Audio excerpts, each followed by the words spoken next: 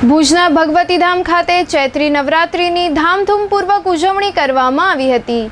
ભગવતીધામ ખાતે આજે ચૈત્રી નવરાત્રિની પૂર્ણાહુતિ પ્રસંગે રાજેશ્વરી મહાયજ્ઞનું આયોજન હાથ ધરવામાં આવ્યું હતું। ભગવતીધામના અધ્યક્ષ રાજુભાઈ જોશીના જણાવ્યા મુજબ ચૈત્રી નવરાત્રિની પૂર્ણાહુતિ અને રામ જન્મોત્સવ એમ બંને તહેવારોની ઉલ્લાસભેર ઉજવણી કરવામાં આવી છે। આજે સવારથી ભગવતીધામ ખાતે મોટી સંખ્યામાં શ્રદ્ધાળુઓ ઉપસ્થિત રહ્યા હતા। બપોરે બીડું હોમવામાં આવ્યું હતું, ત્યારબાદ મહાપ્રસાદનું આયોજન હાથ ધરવામાં આવ્યું હતું। રાજુભાઈ જોશીએ ચંચળ ન્યૂઝ સાથે વાત કરી હતી। ભારત વર્ષની અંદર ચાર વખત નવરાત્રિની ઉજવણી થાય છે। આસો, ચૈત્ર, અષાઢ અને મહા, આ ચાર નવરાત્રિ છે, જેમાં તપ માટે અને સાધના માટે ચૈત્રી નવરાત્રિનું ખૂબ મહત્ત્વ છે।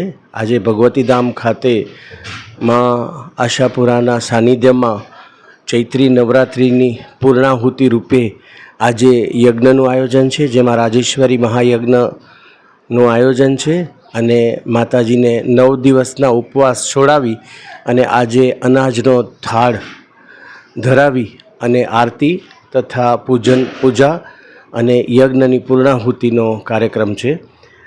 આ નવરાત્રિની સાથે એક નવું જોડાય છે, જેમાં જે આપણે રામનવમી કહીએ છીએ। અત્યારે ભારત વર્ષની અંદર રામનવમી અને ભગવાન પ્રભુ શ્રી રામનું ખૂબ જ મહાત્મ્ય વધી રહ્યું છે।